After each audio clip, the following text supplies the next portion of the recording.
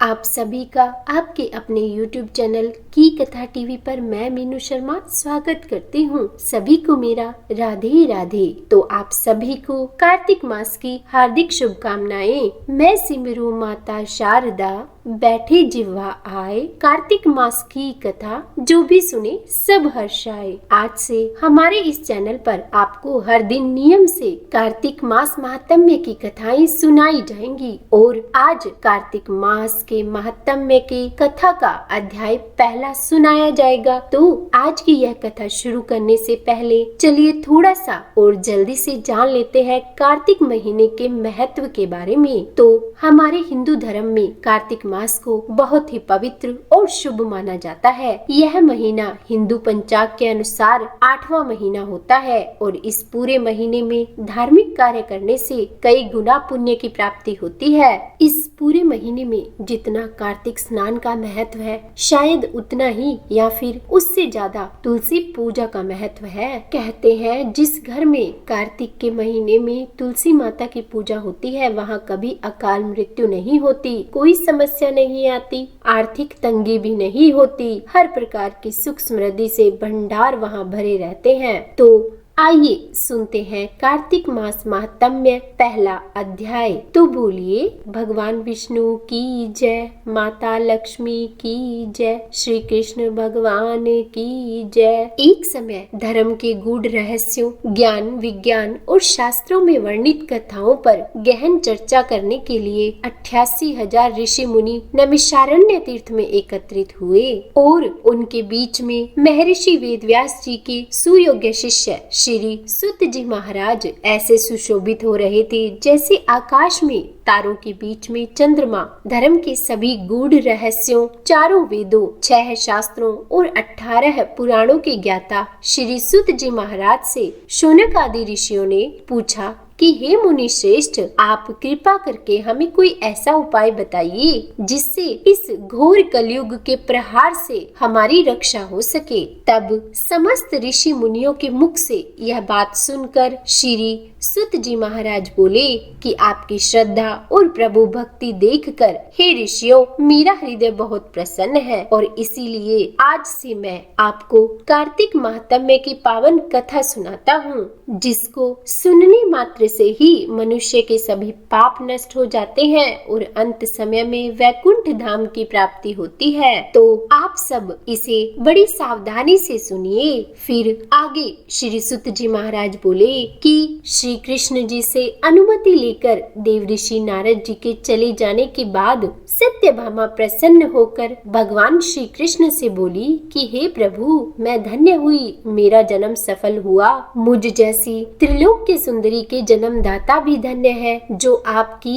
16,000 स्त्रियों के बीच में मैं आपकी परम प्यारी पत्नी बनी। मैंने आपके साथ नारद जी को वह कल्प वृक्ष आदि पुरुष विधि पूर्वक दान में दे दिया, परंतु वही कल्प वृक्ष मेरे घर में लहराया करता है। यह बात मृत्यु लोक में किसी भी स्त्री को ज्ञात नहीं है। हे त्रिलोकीनाथ, मैं आपसे कुछ पूछने की इच्छुक हूँ। आप मुझे कृपया करके कार्तिक महात्म्य की कथा को विस्तार पूर्वक सुनाइए, जिसको सुनकर मेरा हित हो और जिसके करने से कल्प पर्यंत भी आप मुझसे विमुख न हो। सुत जी आगे बोले कि सत्यभामा के ऐसे वचन सुनकर श्री कृष्ण भगवान ने हंसते हुए सत्यभामा का हाथ पकड़ा और अपने सेवकों को वहीं रुकने के लिए कहकर विलास युक्त अपनी पत्नी को कल्प वृक्ष के नीचे ले गए और फिर उनसे हंसकर बोले कि हे प्रिय, 16,000 रानियों में से तुम मुझे प्राणों के समान प्यारी हो। तुम्हारे लिए मैंने इंद्र और देवताओं से विरोध किया था।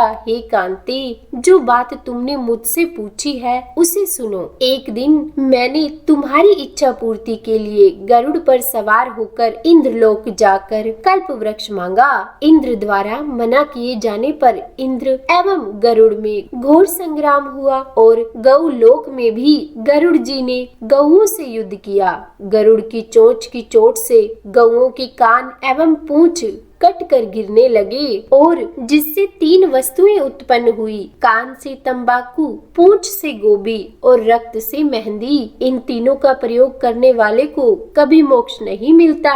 तब गौओं ने भी क्रोधित होकर गरुड़ पर वार किया, जिससे उनके 3 पंख टूटकर गिर गए और इनके पहले पंख से नीलकंठ, दूसरे से मोर और तीसरे से चकवा चकवी उत्पन्न हुए। हे प्रिय, इन तीनों का दर्शन करने मात्र से ही शुभ फल प्राप्त हो जाता है। यह सुनकर सत्यभामा ने कहा कि हे प्रभु, कृपया मुझे मेरे पूर्व जन्मों के विषय में बताइए कि मैंने पूर्व जन्म में कौन कौन से दान, व्रत व जप किए हैं, मेरा स्वभाव कैसा था, मेरे जन्मदाता कौन थे और मुझे मृत्यु लोक में जन्म क्यों लेना पड़ा, और साथ ही ऐसा कौन सा पुण्य कर्म मैंने किया कि जिससे मैं आपकी अर्धांगिनी बनी। तब श्री कृष्ण भगवान बोले कि हे प्रिय, अब मैं तुम्हारे द्वारा पूर्व जन्म में किए गए पुण्य कर्मों को विस्तार पूर्वक कहूँगा, तुम उसे सुनो। पूर्व समय में सतयुग के अंत में मायापुरी में अत्रि गोद में वेद वेदांत का ज्ञाता